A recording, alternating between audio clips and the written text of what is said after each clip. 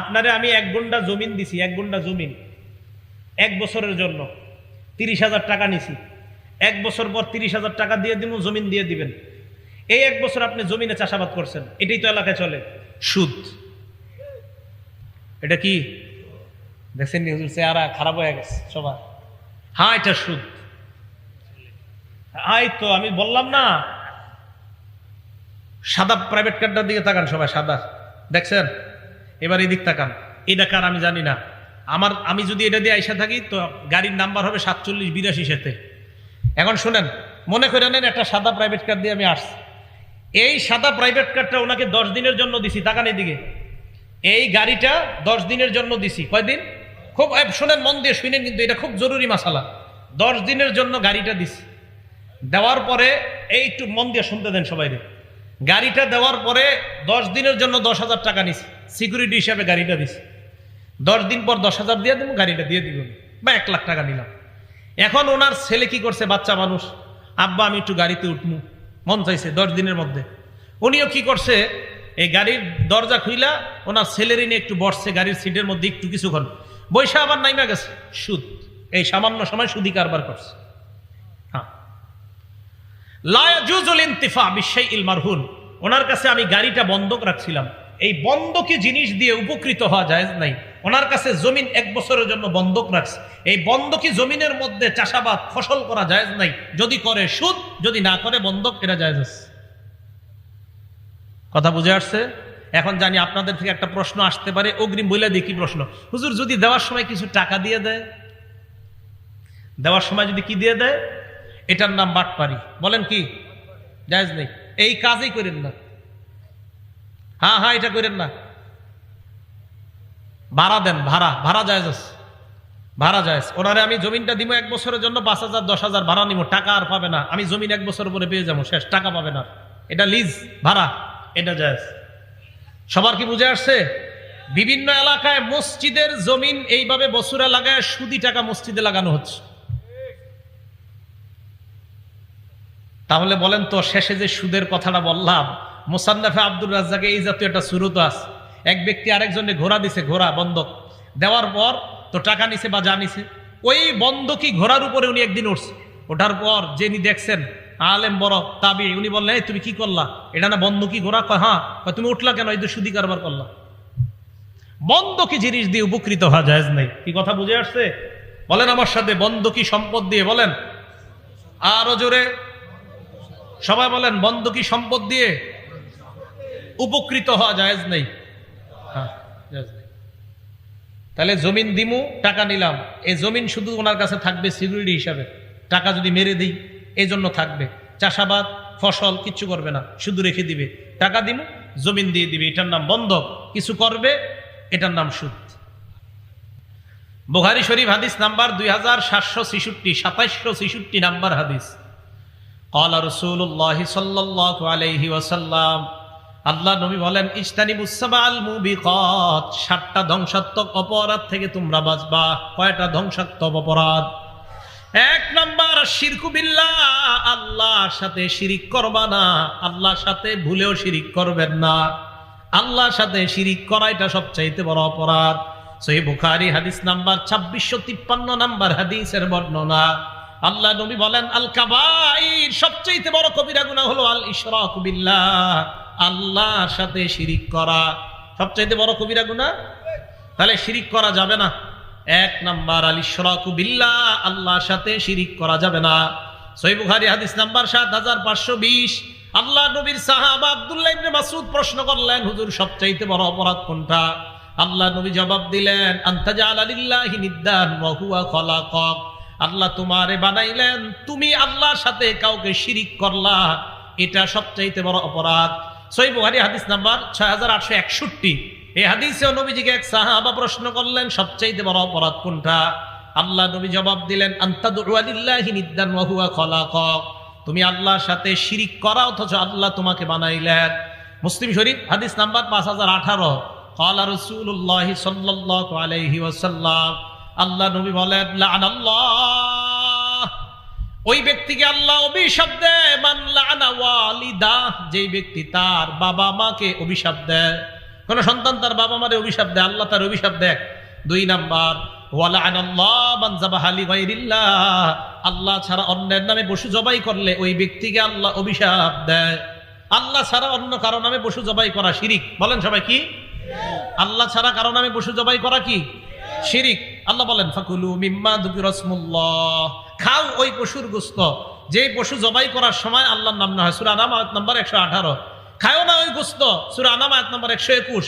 ওয়ালা তাকুলু মিম্মা লাম ইযকার ইসমুল্লাহ, ওই পশুর গোশত খাও না যেই পশু জবাই করার সময় আল্লাহর নাম নেওয়া হয় নাই।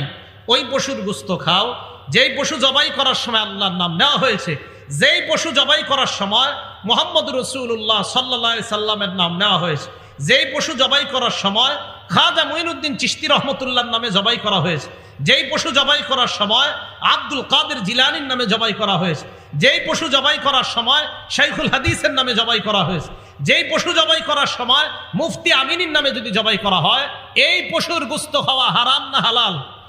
হারাম। তাহলে নবীর নামেও কোনো পশু জবাই করা হারাম।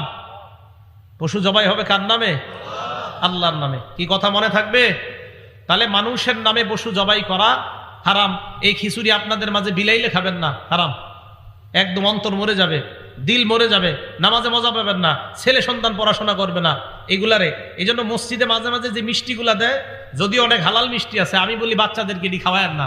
খাওয়াইবেন এ পড়াশোনা ভুলে যাবে, এটি বেশি খাওয়ায়েন না। মরা মানুষের বিরিয়ানি ছেলেদেরকে খাওয়ায়েন না, মেয়েদেরকে খাওয়ায়েন না। জায়েজ না জায়েজের মাসা বলতেছি না।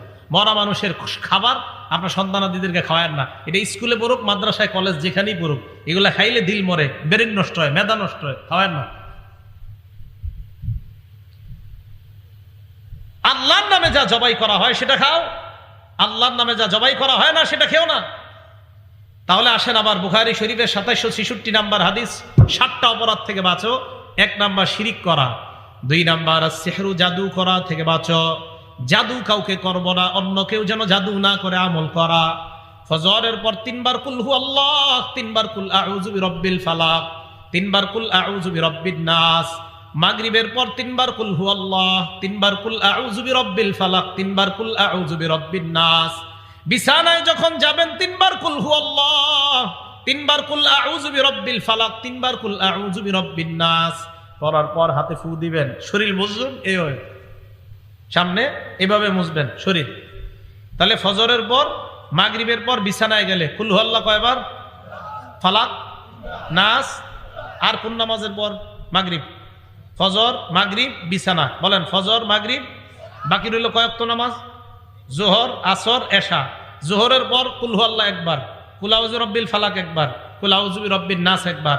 আসরের পর কুল হু আল্লাহ একবার, কুল আউযু বিরাব্বিল ফালাক একবার, কুল আউযু বিরাব্বিন নাস একবার। এশার পর কুল হু আল্লাহ একবার, কুল আউযু বিরাব্বিল ফালাক একবার, কুল আউযু বিরাব্বিন নাস একবার।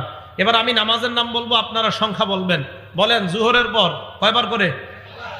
মাগরিবের পর কয়বার করে? ফজরের পর, বিছানায়, এশা একবার। বাচ্চা যারা তারা তো পারে না, আপনি আমলটা করে বাচ্চার শরীরে ফু দিবেন। একটু পরে বিছানায় যাবেন, বাচ্চারে আপনি ফু দেন।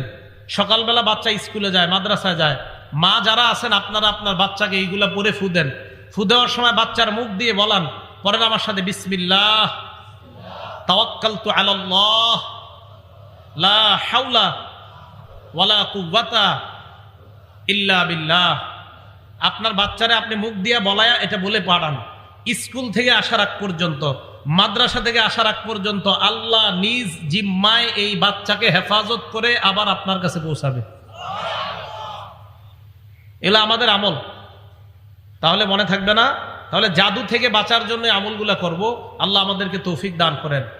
1 নাম্বার শিরিক করব না, 2 নাম্বার জাদু করা যাবে না, 3 নাম্বার ওয়াকাতুন নাফসিল্লাতি হারামাল্লাহু ইল্লা বিল হক, অন্যায়ভাবে কাউকে হত্যা করা যাবে না। 4 নাম্বার আকলুর রিবা, সুদ খাওয়া যাবে না, এই যে সুদ। 5 নাম্বার আকলু মালিল ইয়াতীম, এতিমের সম্পদ অন্যায়ভাবে ভক্ষণ করা যাবে না।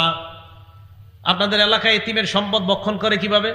2 ভাই, 1 ভাই মারা গেছে, ওই ভাইয়ের 3টা সন্তান, ভাতিজা ভাতিজিরে লালন পালন করে এই আশায় একটু বড় হইলেই বালেগ হওয়ার পর কলমের গুতায় তোদের সম্পদ সব আমি কবজা করব।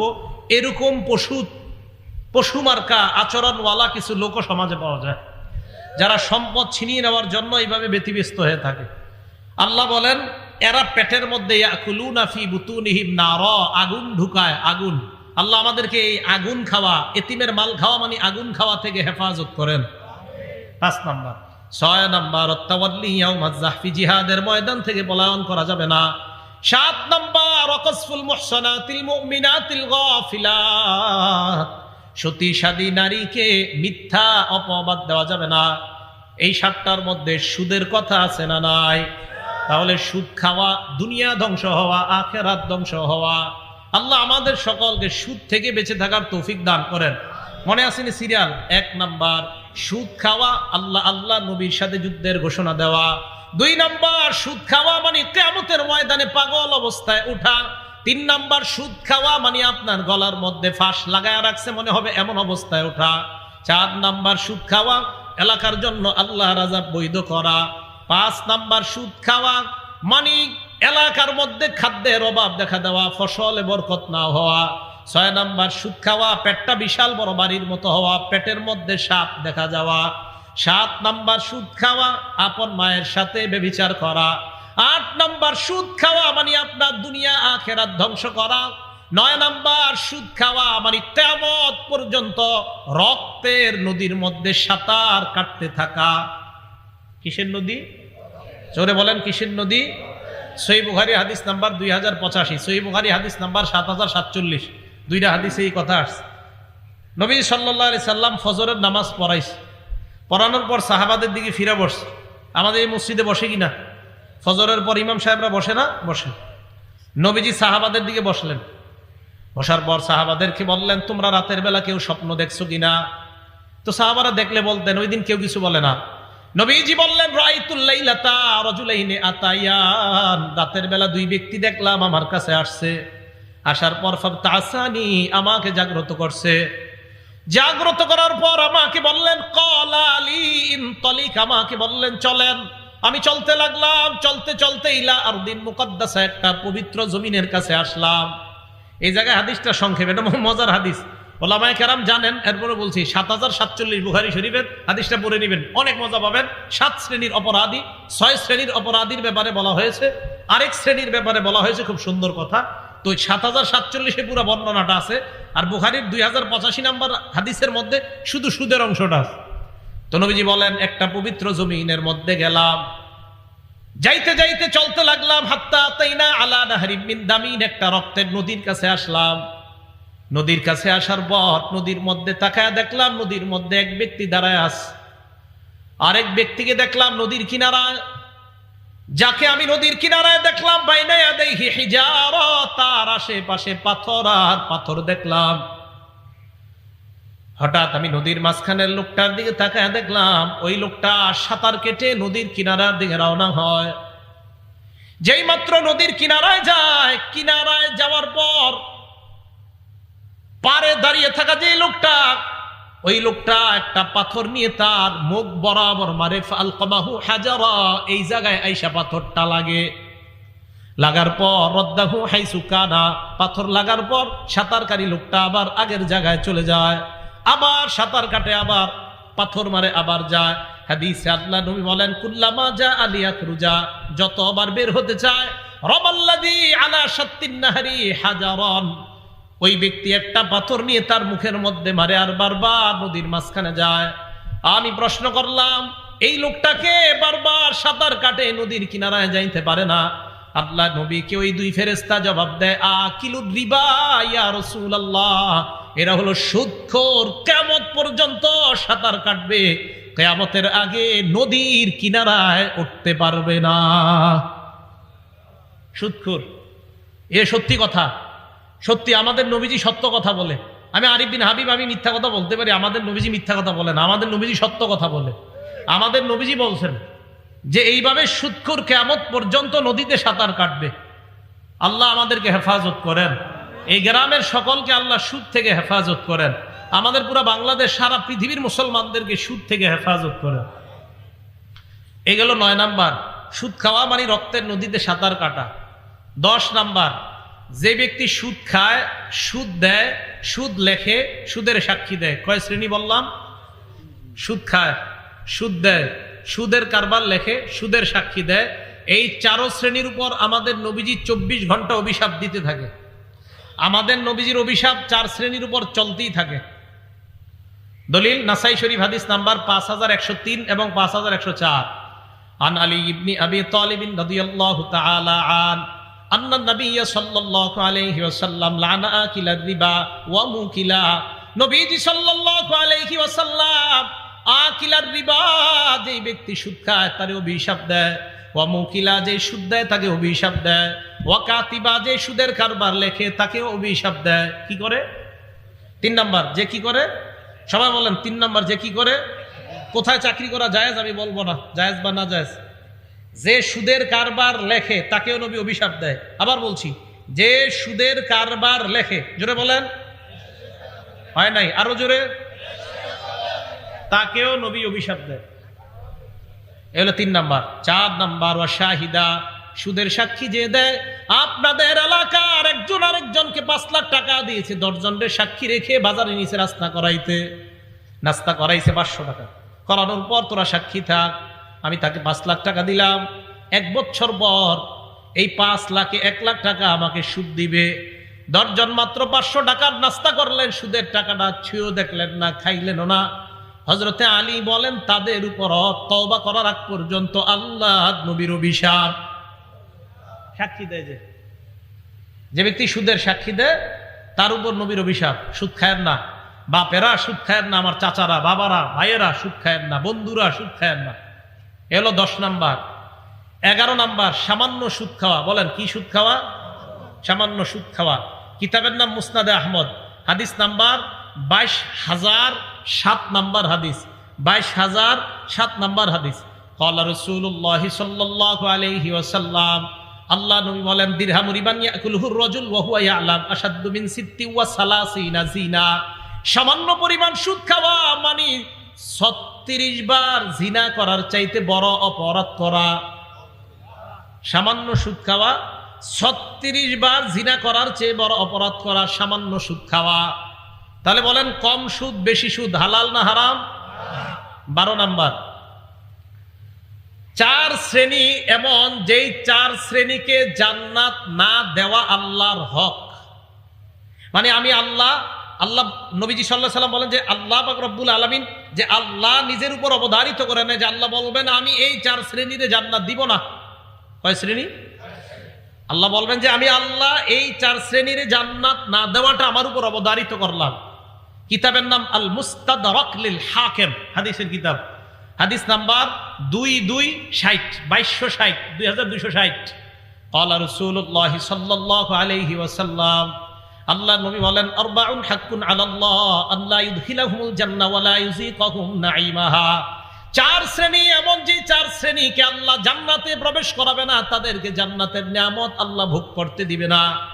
1 নাম্বার, আকিলুর রিবা, যে ব্যক্তি সুদ খায় তাকে আল্লাহ জান্নাত না দেওয়াটাই আল্লাহর হক। বলেন নাউজুবিল্লাহ।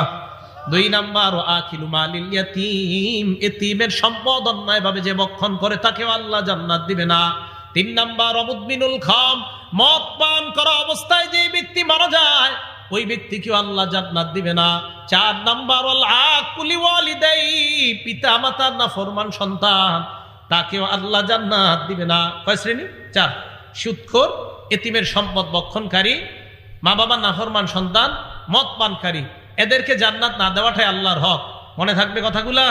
শেষ হয় নাই কিন্তু, একটু আবার শোনেন তাহলে। 1 নাম্বার, সুদ খাওয়া, আল্লাহ নবীর বিরুদ্ধে যুদ্ধের ঘোষণা দেওয়া, সূরা বাকারা আয়াত নাম্বার 278। 2 নাম্বার, সুদ খাওয়া, কিয়ামতের ময়দানে পাগল অবস্থায় ওঠা, সূরা বাকারা আয়াত নাম্বার 275। 3 নাম্বার, সুদ খাওয়া, কিয়ামতের মাঠে ফাঁস লাগানো অবস্থায় ওঠা, উমদাতুত তাফসীর 1 নাম্বার খণ্ড 330 নাম্বার পৃষ্ঠা। 4 নাম্বার, সুদ খাওয়া, এলাকায় আযাব বৈধ করে নেওয়া, কিতাবের নাম আত-তারগীব ওয়াত তারহিব 3 নাম্বার খণ্ড 69 নাম্বার পৃষ্ঠা। 5 নাম্বার, সুদ খাওয়া, এলাকায় দুর্ভিক্ষ লাগা, হাদিস নাম্বার মুসনাদে আহমদ 17,822 নাম্বার হাদিস। 6 নাম্বার, সুদ খাওয়া, আপনার পেটটা বিশাল বড় বাড়ির মতো হওয়া, পেটে সাপ দেখা যাওয়া, ইবনে মাজাহ হাদিস নাম্বার 2273। 7 নাম্বার, সুদ খাওয়া, আপন মায়ের সাথে ব্যভিচার করা, ইবনে মাজাহ হাদিস নাম্বার 2274। 8 নাম্বার, সুদ খাওয়া, আপনার দুনিয়া আখিরাত ধ্বংস করা, বুখারী হাদিস নাম্বার 2766।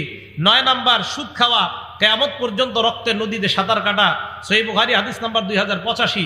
10 নাম্বার সুদ খাওয়া, সুদ দেওয়া, সুদ লেখা, সুদের সাক্ষী দেওয়া, মানি নবীর অভিশাপ গ্রহণ করা, নাসাই হাদিস নাম্বার 5103, 5104। 11 নাম্বার সামান্য সুদ খাওয়া, 36 বার ব্যভিচারের চেয়ে বড় অপরাধ করা, মুসনাদে আহমদ হাদিস নাম্বার 22007। 12 নাম্বার সুদ খাওয়া, আল্লাহর জান্নাত থেকে বঞ্চিত হওয়া, আল মুস্তাদরাক লিল হাকিম 2260 নাম্বার হাদিস। এবার আরেকটা হাদিস শোনেন, আবু দাউদ শরীফ হাদিস নাম্বার, আমি সংখ্যা বলবো আপনারা বলবেন তো কি হয়। 3 3 3 1 কত হয়েছে? 3331। সুন্দরভাবে বল 3331 বলেন তো। 31 চা স্টলের সামনে বৈশা আগামীকাল থেকে আর গিবত শেখাতে হবে না, এই সুদ নিয়ে আলোচনা হবে। একজন আরেকজনকে বুঝাইবেন যে হুজুরে কালকে একটা সংখ্যা শিখাইছে, আবু দাউদ শরীফের হাদিস শিখাইছে, কি এখন থেকে আমাদের চাপাবাজি আর চলবে না। আমাদের আলোচনা হবে কি? সুদ নিয়া, ঘোষ নেওয়া। আমাদের আলোচনা চলবে হাদিসের নাম্বার নিয়া, কোরআনের আয়াত নিয়া। আগে আমরা গিবত শেখায়ত করতাম, এগুলা করবো না। তো কালকে সুদখোরদেরকে বলবেন যে আবু দাউদ শরীফের 3 3 3 1, এইভাবে আপনিও বুঝাই দিবেন। এই হাদিসে আসছে, নবীজি বলছে এমন একটা জামানা আসবে, লা ইয়াবকা আহাদুন ইল্লা আকালা রিবা, যে জামানায় সব সুদ খাবে। সব কি খাবে? ওয়া ইল্লাম ইয়াকুলহু, ডাইরেক্ট না খেলো আসবাহু মিন বুখার, সুদের হাওয়া সবার গায়ে লাগবে। হাওয়া সবার গায়ে লাগবে। হুজুর একটু সামনে আসেন, আপনি যদি একটা অভিনয় দেখাবো এখন, দেখবেন তো এই এলাকায় এটা আছে কিনা। আপনার একটু দাঁড়ান লাগবে না, সামনে আসেন। এই জায়গায় আসলে আপনারা সবাই ওনারা দেখতেছেন, দেখেন। আপনারে আমি 1 গুণ্ঠা জমিন দিছি, 1 গুণ্ঠা জমিন 1 বছরের জন্য 30,000 টাকা নিছি। 1 বছর পর 30,000 টাকা দিয়ে দিব, জমিন দিয়ে দিবেন। এই 1 বছর আপনি জমিনে চাষাবাদ করছেন, এটাই তো এলাকায় চলে সুদ। এটা কি দেখছেন? হুজুর চেহারা খারাপ হয়ে গেছে সবার। হ্যাঁ, এটা সুদ। হাই তো আমি বললাম না। সাদা প্রাইভেট কারটার দিকে তাকান সবাই, সাদা দেখছেন? এবার এদিক তাকান। এটা কার আমি জানি না। আমি যদি এটা দিয়ে আইসা থাকি তো গাড়ির নাম্বার হবে 4782 সাথে। এখন শুনেন, মনে করে নেন একটা সাদা প্রাইভেট কার দিয়ে আমি আসছি। এই সাদা প্রাইভেট কারটা ওনাকে 10 দিনের জন্য দিছি। তাকান এদিকে, এই গাড়িটা 10 দিনের জন্য দিছি। কয়দিন? খুব শোনেন, মন দিয়ে শুনেন, কিন্তু এটা খুব জরুরি মাসালা। 10 দিনের জন্য গাড়িটা দিছি। দেওয়ার পরে এই একটু মন দিয়ে শুনতে দেন সবাই। গাড়িটা দেওয়ার পরে 10 দিনের জন্য 10,000 টাকা নিছি, সিকিউরিটি হিসাবে গাড়িটা দিছি। 10 দিন পর 10,000 দিয়ে দেবো, গাড়িটা দিয়ে দিব, বা 1 লাখ টাকা নিলাম। এখন ওনার ছেলে কি করছে? বাচ্চা মানুষ, আব্বা আমি একটু গাড়িতে উঠবো, মন চাইছে 10 দিনের মধ্যে। উনিও কি করছে? এই গাড়ির দরজা খুইলা ওনার ছেলেরই নিয়ে একটু বসছে গাড়ির সিটের মধ্যে, একটু কিছুক্ষণ বৈশা আবার নাইমা গেছে। সুদ। এই সামান্য সময় সুদি কারবার করছে। হ্যাঁ, লা ইয়াজুজুল ইনতিফা বিশাইইল মারহুন। ওনার কাছে আমি গাড়িটা বন্ধক রাখছিলাম, এই বন্ধকি জিনিস দিয়ে উপকৃত হওয়া জায়েজ নাই। ওনার কাছে জমিন 1 বছরের জন্য বন্ধক রাখছে, এই বন্ধকি জমিনের মধ্যে চাষাবাদ ফসল করা জায়েজ নাই। যদি করে সুদ, যদি না করে বন্ধক, এটা জায়েজ আছে। কথা বুঝে আসছে? এখন জানি আপনাদের থেকে একটা প্রশ্ন আসতে পারে, অগ্রিম বলে দিই কি প্রশ্ন। হুজুর যদি দেওয়ার সময় কিছু টাকা দিয়ে দেয়, দেওয়ার সময় যদি কি দিয়ে দেয়, এটার নাম বাটপারি। বলেন কি জায়েজ নেই? এই কাজই করেন না। হ্যাঁ হ্যাঁ, এটা করেন না। ভাড়া দেন, ভাড়া জায়েজ আছে, ভাড়া জায়েজ। ওনারে আমি জমিনটা দিব 1 বছরের জন্য, 5,000 10,000 ভাড়া নিব, টাকা আর পাবে না। আমি জমিন 1 বছর পরে পেয়ে যাবো, শেষ, টাকা পাবে না। এটা লিজ, ভাড়া, এটা জায়েজ। সবার কি বুঝে আসছে? বিভিন্ন এলাকায় মসজিদের জমিন এইভাবে বছরে লাগায় সুদি টাকা মসজিদে লাগানো হচ্ছে। তাহলে বলেন তো, শেষে যে সুদের কথাটা বললাম, মুসান্নাফে আব্দুর রাজ্জাকে এই জাতীয় একটা সুরত আছে। এক ব্যক্তি আরেকজনে ঘোড়া দিছে, ঘোড়া বন্ধক দেওয়ার পর তো টাকা নিছে বা যা নিছে, ওই বন্ধকি ঘোড়ার উপরে উনি একদিন উঠছে। ওঠার পর যিনি দেখছেন আলেম বড় তাবি, উনি বললেন, এই তুমি কি করলা? এটা না বন্ধকি ঘোড়া? কয় হ্যাঁ। তুমি উঠলা কেন? এই তো সুদি কারবার করলা। বন্ধকি জিনিস দিয়ে উপকৃত হওয়া জায়েজ নাই। কি কথা বুঝে আসছে? বলেন আমার সাথে, বন্ধকি সম্পদ দিয়ে বলেন আরো জোরে, সবাই বলেন, বন্ধকি সম্পদ দিয়ে উপকৃত হওয়া জায়েজ নেই। হ্যাঁ, জায়েজ নেই। তাহলে জমিন দিমু, টাকা নিলাম, এই জমিন শুধু ওনার কাছে থাকবে সিকিউরিটি হিসাবে। টাকা যদি মেরে দিই, এই জন্য থাকবে। চাষাবাদ ফসল কিচ্ছু করবে না, শুধু রেখে দিবে। টাকা দিমু, জমিন দিয়ে দিবে, এটার নাম বন্ধক। কিছু করবে, এটার নাম সুদ। আল্লাহ আমাদের সকলকে সুদ নামক ভয়ঙ্কর অপরাধ থেকে বেঁচে থাকার তৌফিক দান করেন। আমরা যে সুদের ভয়াবহ 12টা অবস্থা জানলাম, এই ভয়াবহ 12টা অবস্থার কথা সবাইকে মনে করিয়ে দিব। আল্লাহ পাক রব্বুল আলামিন যা শুনলাম বললাম আমাদের সকলের মাঝে আমরা যেন মুজাকারা করে এই কথাগুলো আমলে নিয়ে সুদি কারবার চিরতরে ছেড়ে দিতে পারি। আল্লাহ তৌফিক দান করেন। আমিন ওয়া আখিরু দাওয়ানা আনিল হামদুলিল্লাহি রাব্বিল আলামিন। আছে কেউ আছে আর কথা বলার? আল্লাহুম্মা সাল্লি আলা মুহাম্মাদ ওয়া আলা আলি মুহাম্মাদ কামা সাল্লাইতা আলা ইব্রাহিম ওয়া আলা আলি ইব্রাহিম ইন্নাকা হামিদুম মাজিদ। আল্লাহুম্মা বারিক আলা মুহাম্মাদ। আপনারা দুরূদ জোরে পড়তেছেন না কেন? করেন। হ্যাঁ, বিসমিল্লাহ। আল্লাহুম্মা সাল্লি আলা মুহাম্মাদ ওয়া আলা আলি মুহাম্মাদ। আস্তে আস্তে আস্তে আপনারা এই দুরূদটা জোরে পড়তেছেন না কেন? একটু থামেন। একটু থামেন। এটা না বলে আমি যদি একটা টান দিতাম আল্লাহুম্মা, পড়তেন না জোরে? তো এটা যেটা বললাম জোরে বললেন না কেন? সহিহ বুখারী হাদিস নাম্বার 3370। কত? 3370। সাহাবারা নবীজিরে বললেন আপনার উপরে দুরূদ পড়মু কিভাবে? নবীজি শিখিয়ে দিলেন এইভাবে, পড়েন আল্লাহুম্মা, এই যে সাল্লি আলা মুহাম্মাদ ওয়া আলা আলি মুহাম্মাদ কামা সাল্লাইতা আলা ইব্রাহিমা ওয়া আলা আলি ইব্রাহিম ইন্নাকা হামিদুম মাজিদ। আল্লাহুম্মা বারিক আলা মুহাম্মাদ ওয়া আলা আলি মুহাম্মাদ কামা বারাকতা আলা ইব্রাহিমা ওয়া আলা আলি ইব্রাহিম ইন্নাকা হামিদুম মাজিদ। নবীজি এই দুরূদটা সাহাবায়ে কেরামকে শিখিয়ে দিয়েছেন। দেখছেন খুব কষ্ট লাগে জানেন? আমি কিন্তু শুরুতে এই দুরূদটা পড়ছি, আপনারা কেউ পড়েন না আমার সাথে। এত খারাপ লাগছে আমার, এত কষ্ট লাগছে, অথচ এটা নবীজি আমাদেরকে শিখিয়ে দিচ্ছে। আর আমরা যেগুলা নিজেরা বানায় পড়ি, এগুলো আমরা কত আওয়াজ দিয়ে পড়ি, ঠিক না? ঠিক না? এই জন্য নবীজি শিখানো দুরূদটা আওয়াজ হইল না। সহিহ বুখারী হাদিস নাম্বার 3370, 3370 নাম্বার হাদিসে এই দুরূদ আমাদেরকে নবীজি শিখিয়ে দিচ্ছে। আল্লাহ আমল করার তৌফিক দান করেন। আলহামদুলিল্লাহি রাব্বিল আলামিন ওয়াল আকিবাতু লিল মুত্তাকিন ওয়াস সালাতু ওয়াস সালামু আলা সাইয়্যিদিল আমবিয়া ওয়াল মুরসালিন ওয়া আলা আলিহি ওয়া আসহাবিহি আজমাইন। রব্বানা যালামনা আনফুসানা ওয়া ইল্লাম তাগফির লানা ওয়া তারহামনা লানাকুনান্না মিনাল খাসিরিন। রব্বিরহামহুমা কামা রাব্বায়ানি সগীরা। মাবুদ মেহেরবান মাওলা, আল্লাহ মেহেরবানি করে এই মাহফিলকে আপনি কবুল করে নেন। মাবুদ মেহেরবান মাওলা, মেহেরবানি করে ভুল ভ্রান্তিগুলো আপনি মাফ করে দেন। মাবুদ মেহেরবান মাওলা, আমাদের মধ্যে যাদের মা নাই, বাবা নাই, আত্মীয় স্বজন যারাই কবর আছে, আল্লাহ মেহেরবানি করে সকলের কবরগুলা জান্নাতের বাগান বানায় দেন। আল্লাহ সুদ নামক অপরাধ থেকে বেঁচে থাকার তৌফিক দান করেন। আল্লাহ ঘুষ থেকে বেঁচে থাকার তৌফিক দান করেন। আল্লাহ সুদমুক্ত এলাকা গড়ার তৌফিক দান করেন। আল্লাহ আমাদের দেশটাকে সুদমুক্ত ঘুষমুক্ত একটা দেশ বানায়া দেন। আল্লাহ একটা ইনসাফের দেশ বানায়া দেন। আল্লাহ সম্প্রীতি ভালোবাসার দেশ বানায়া দেন। সকল প্রকার গজব আযাব থেকে এই দেশকে আপনি হেফাজত করেন।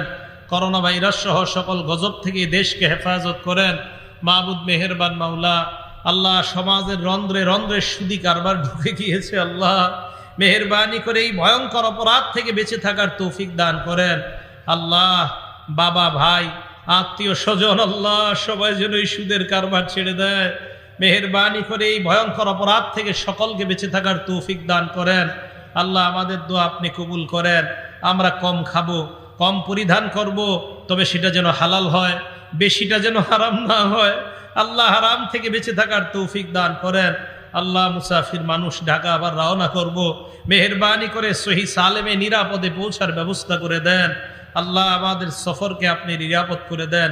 মাবুদ নরসিংদী এলাকার উলামায়ে কেরাম সহ আইম্মায়ে মাসাজিদ সহ সর্বস্তরের জনগণদেরকে নিয়ে হাত তুলছি মাওলা। আল্লাহ মেহেরবানি করে আমাদের দোয়া আপনি কবুল করে নেন। আল্লাহ এলাকার উলামায়ে কেরাম সকলে যেন কোরআন সুন্নাহর প্রচার আরো বেশি বেশি করতে পারে তৌফিক দান করেন। এলাকার সর্বসাধারণদেরকে আলেমদের সাথে আরো বেশি বেশি জুড়ার তৌফিক দান করেন। উলামায়ে কেরামের পরামর্শে যেন জীবন পরিচালনা করতে পারে তৌফিক দান করেন। আল্লাহ প্রত্যেকটা মসজিদের খতিব ইমামদেরকে আপনি প্রত্যেকটা এলাকার হাদি বানায়া দেন। আল্লাহ আমাদের দোয়া আপনি কবুল করেন। আল্লাহ আমাদের দোয়া আপনি কবুল করেন। আল্লাহ কোরআন সুন্নাহর এই মঞ্চগুলো আপনি পবিত্র বানায়া দিয়েন। আল্লাহ এই মঞ্চ থেকে কোরআন সুন্নাহর সঠিক কথাগুলা যেন দেশের মানুষ শুনতে পারে তৌফিক দান করেন। আল্লাহ রঙ্গ তামাশা থেকে এই মঞ্চ আপনি হেফাজত করেন। আল্লাহ রং তামাশা থেকে এই মঞ্চকে আপনি হেফাজত করেন। আমাদের দোয়া আপনি কবুল করে নেন। আল্লাহ আমাদের দোয়া আপনি কবুল করেন। আল্লাহুম্মা সাল্লি ওয়া সাল্লিম ওয়া বারিক আলা মুহাম্মাদ। সুবহানা রাব্বিকা রাব্বিল ইজ্জাতি আম্মা ইয়াসিফুন ওয়া সালামুন আলাল মুরসালিন। আলহামদুলিল্লাহি রাব্বিল আলামিন। আমিন। আসসালামু আলাইকুম ওয়া রাহমাতুল্লাহ।